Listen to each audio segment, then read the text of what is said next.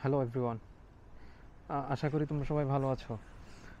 আহ, আসলে এই ভিডিওটা আমি করতেছি হচ্ছে আমার অনেকগুলো স্টুডেন্ট যারা অলরেডি ব্যাচেলারে পড়তেছে আর কি বিভিন্ন ইউনিভার্সিটিতে। ওরা আমাকে অনেক রিকোয়েস্ট করেছিল যে একটা ভিডিও কন্টেন্ট তৈরি করার জন্য, যাতে অর্থাৎ যেখানে আমি মাস্টার্সের পড়াশোনা বা হায়ার এডুকেশন নিয়ে কিছু বলার জন্য, বা আমার এক্সপিরিয়েন্স অনুযায়ী আমি যতটুকু জানি ওইটা নিয়ে কিছু বলার জন্য। তো বেসিক্যালি ওই জন্যই মূলত ভিডিওটা করা। আসলে যারা অলরেডি, কারণ হচ্ছে আমি 2 বছর আগে বাংলাদেশে লাস্ট পড়িয়েছিলাম, এরপর আমি চলে আসছি, অলমোস্ট 2 বছর হচ্ছে। সো ওই 2 বছরের মধ্যে অনেক স্টুডেন্ট বা প্রিভিয়াস যারা স্টুডেন্ট ছিল ওরা অলরেডি অনেক ভালো ভালো বিশ্ববিদ্যালয় বা তোমার ভালো ভালো প্রতিষ্ঠানে পড়তেছে অলরেডি।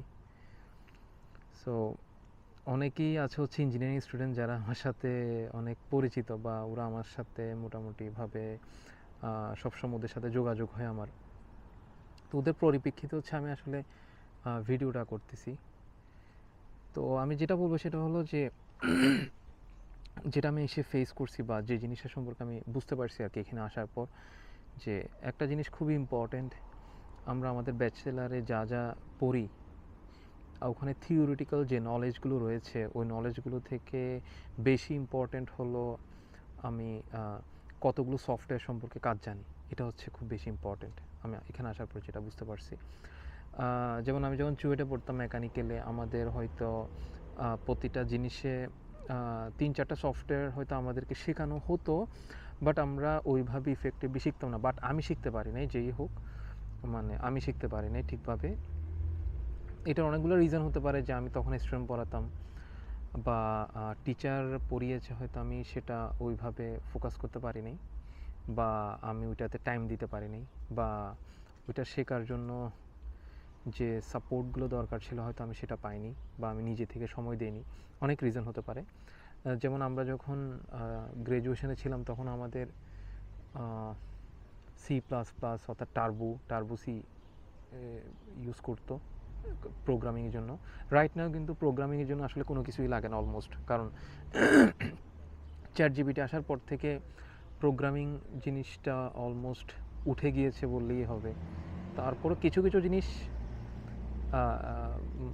চেক করতে হয়, এটা ঠিক আছে, বাট চ্যাট জিপিটি আসার পর থেকে হয়তো প্রোগ্রামিংটা অনেকাংশেই ইউজটা কমে গিয়েছে।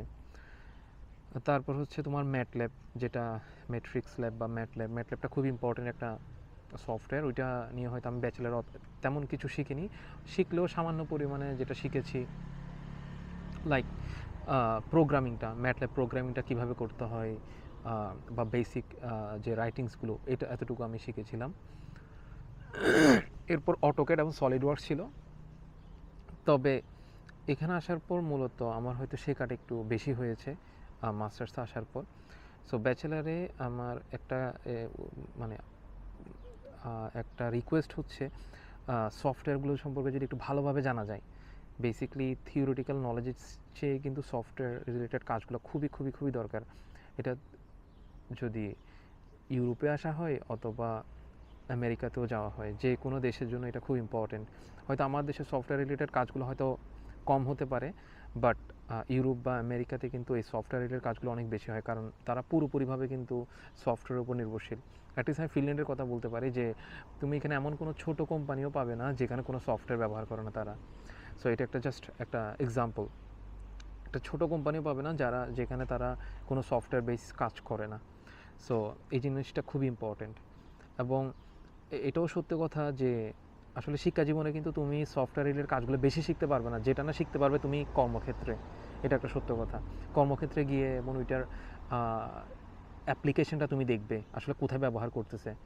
কিন্তু তুমি যখন একজন স্টুডেন্ট হিসেবে থাকবে একটা শিক্ষা প্রতিষ্ঠানে, তখন কিন্তু তুমি আসলে এই সফটওয়্যারটা সম্পর্কে হয়তো জানবে, বাট এটার অ্যাপ্লিকেশনটা কোথায় সেটা সম্পর্কে হয়তো তেমন আসলে ধারণা পাওয়া যায় না, যেটা তুমি কর্মক্ষেত্রে গিয়ে জানবে। এটা একটা খুব ইম্পর্টেন্ট ইস্যু। সো আমি এখানে আসার পর আমি যেটা ফেস করেছিলাম, আসলে আমার ইউনিভার্সিটিতে আমার স্পেশালাইজড হচ্ছে দুইটা। একটাকে বলা হয় স্টিল স্ট্রাকচার, আরেকটা হচ্ছে ডিজিটাল ইঞ্জিনিয়ারিং, যেটা ডিজিটাল ইঞ্জিনিয়ারিং বেসিক্যালি হলো তোমার মেশিন ডিজাইন, মেশিন ডায়নামিক্স।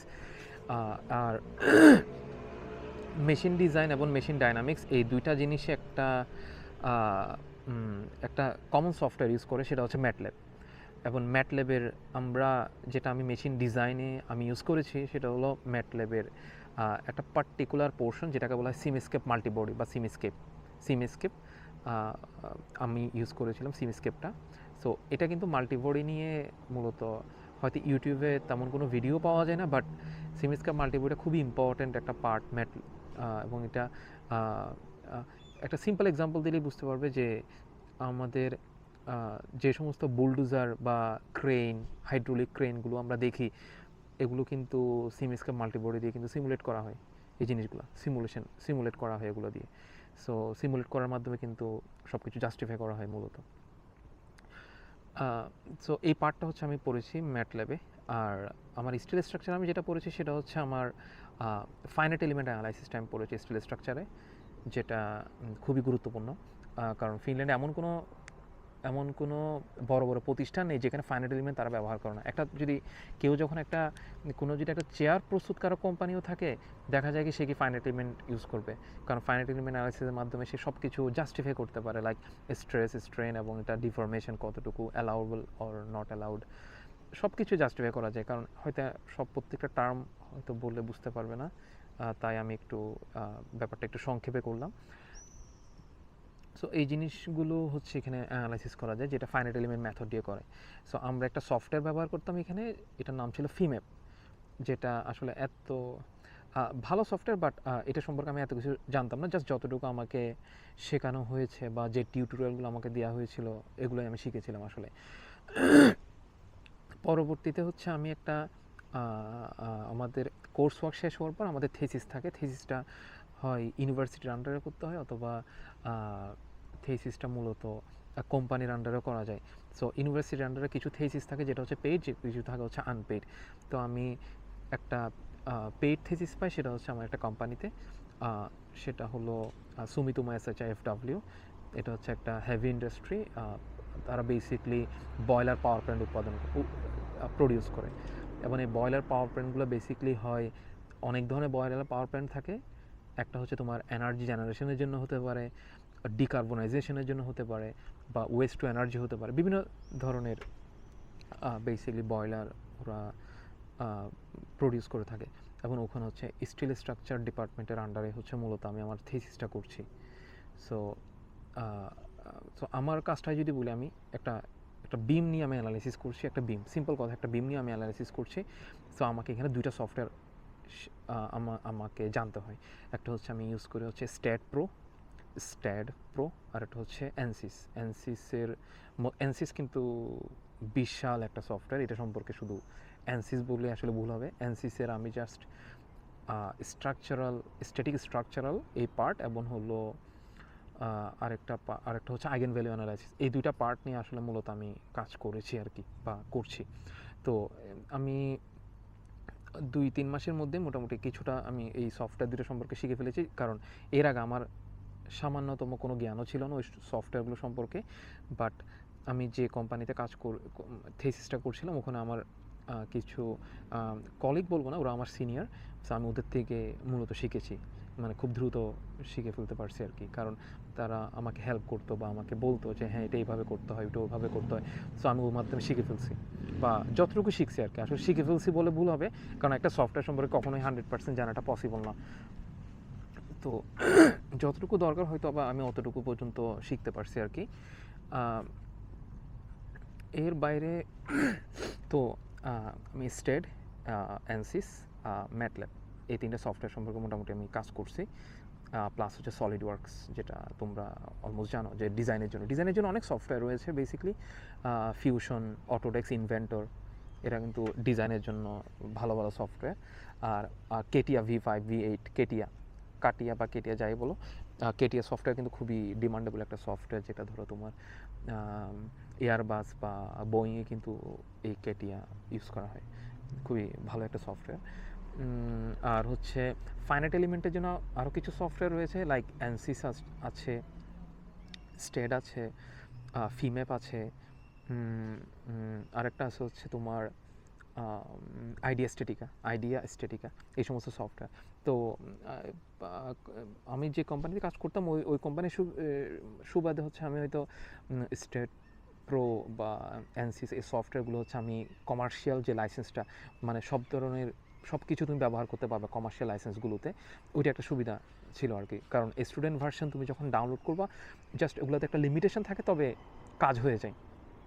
কিছু লিমিটেশন তো অবশ্যই থাকবে, কারণ যারা সফটওয়্যারগুলো বের করতেছে বা ডেভেলপ করতেছে অবশ্যই তো এটা ইনকামের জন্যই ডেভেলপ করছে।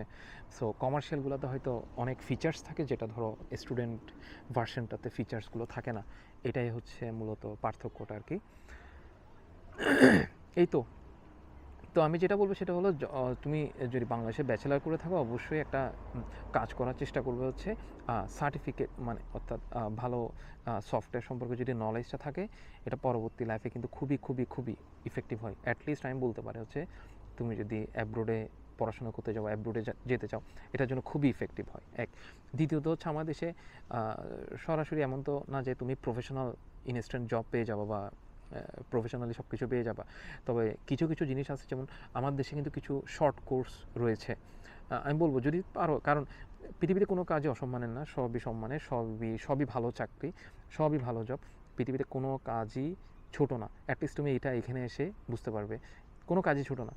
নিজের তুমি হয়তো বলতে পারো হ্যাঁ প্রফেশনাল জব করতেছি বা এটা করতেছি এটা আসলে কোনো কিছুই না। তবে তুমি যদি মানে জাস্ট নিজেকে আহ, আহ, নিজেকে কি বলবো, নিজেকে যদি তুমি ডেভেলপ করতে চাও, সেটা হচ্ছে একটা কাজ করা, সেটা হচ্ছে আমাদের দেশে কিছু বিটাক বা আমাদের দেশে কিছু টেকনিক্যাল গভর্নমেন্ট সাইট আছে যেখানে হচ্ছে তোমার বিভিন্ন ওয়েল্ডিং শেখানো হয়, বিভিন্ন ধরনের আমি আসলে পুরোটা ভুলে গিয়েছি, লাইক ওয়েল্ডিং রিলেটেড অনেক কাজের কোর্স আছে, সার্টিফিকেট।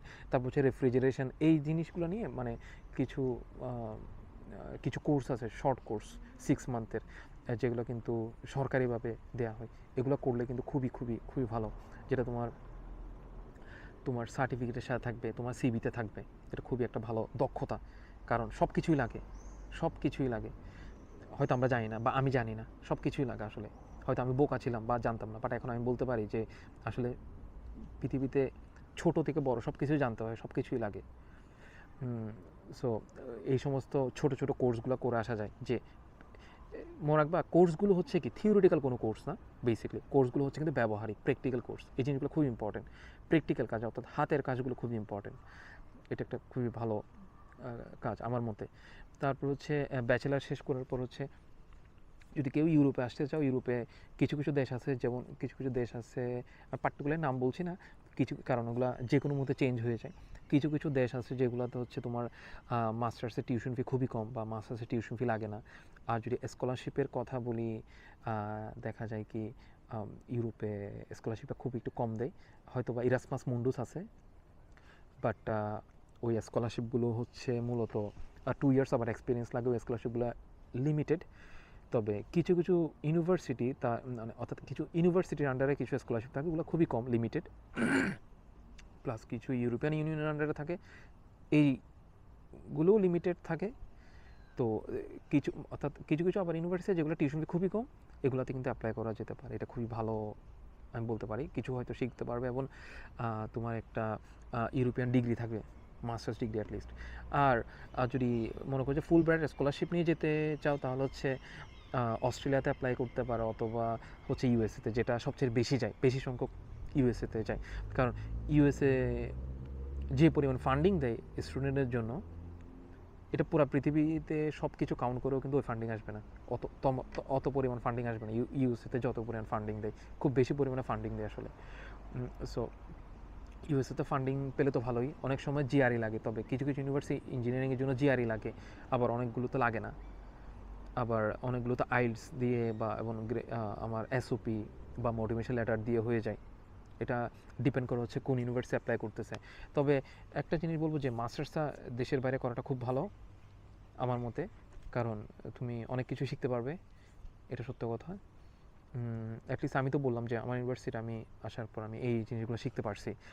হয়তো বা নিজেকে সময় দিতে হয়, কথা হচ্ছে এটা একটাই।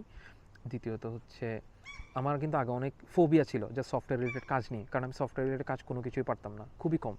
রাইট।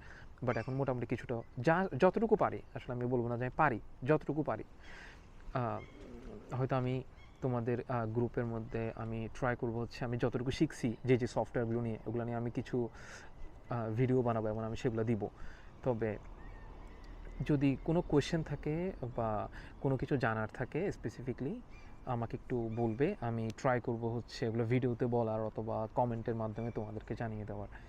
সো এটাই ছিল আমার আজকের ভিডিওটা। জাস্ট হচ্ছে আসলে মাস্টার্স করতে এসে আসলে কী কী করতে হতে পারে বা কী কী হয়, বা তুমি যে টিউশন ফি দিয়েও যদি আসতে চাও, অর্থাৎ টাকা দিয়েও যদি আসতে চাও, পরবর্তীতে হয়তো তুমি বিভিন্ন জব ম্যানেজ করে হয়তো নিজেকে নিজে তুমি সার্ভাইভ করতে পারবে অ্যাটলিস্ট, যেটা আমি ফিল করি। বাট এটার জন্য একটা জিনিস, সেটা হচ্ছে কি লেগে থাকতে হয় এক। দ্বিতীয়ত হচ্ছে যদি তোমার এক্সট্রা কারিকুলাম অ্যাক্টিভিটিস থাকে, লাইক খেলাধুলার কথা না, লাইক তোমার যদি হ্যান্ড এক্সপিরিয়েন্স থাকে, হ্যান্ড অন এক্সপিরিয়েন্স যেটাকে বলা হয়, যে হাতের কাজ যদি ভালো জানো, লাইক ওয়েল্ডিং জানো, তোমার তুমি এমন আছে যে তুমি তোমার ওয়ার্কশপে কাজ করার ইয়ে আছে, অর্থাৎ তোমার এক্সপিরিয়েন্স আছে, বা তুমি একটা একটা মেকানিক লাইক গাড়ি ঠিক করতে পারো, বা এই ধরনের তোমার ওয়ার্ক এক্সপিরিয়েন্স আছে, বা এগুলো তোমার সার্টিফিকেট আছে সার্টিফাই করা। তো এই জিনিসগুলো খুবই খুবই কাজের, আমি বলতে পারি এগুলো, যেগুলো আমার কোনোটাই টোটালি ছিল না। বাট প্রত্যেকটা জিনিস সেরই দাম আছে বাহিরে, অ্যাটলিস্ট আমার দেশে হয়তো দাম দেয় না, বাট বাহিরের দেশে কিন্তু প্রতিটা জিনিসেরই মোটামুটি দাম আছে। হ্যাঁ, ল্যাঙ্গুয়েজ ব্যারিয়ার নামে তো একটা ব্যারিয়ার আছেই, ভাষাগত ভাষার একটা তো বাধা আছেই, ইউরোপে অ্যাটলিস্ট, ইউএসএতে সেটা কম, বা কানাডা বা অস্ট্রেলিয়াতে এগুলো একটু কম, বাট ইউরোপে এই ভেরিয়েশনটা বা এই ভেরিয়ারটা অবশ্যই আছে। তো আজকে এতটুকুই। যদি কোনো কোয়েশ্চেন বা কমেন্ট থাকে আমাকে, বা কোনো কিছু জানার থাকে আমাকে জানাবে, আমি ট্রাই করব হচ্ছে তোমাদেরকে জানিয়ে দেওয়ার। তো আশা করি সবাই ভালো থাকবা। আসসালামু আলাইকুম।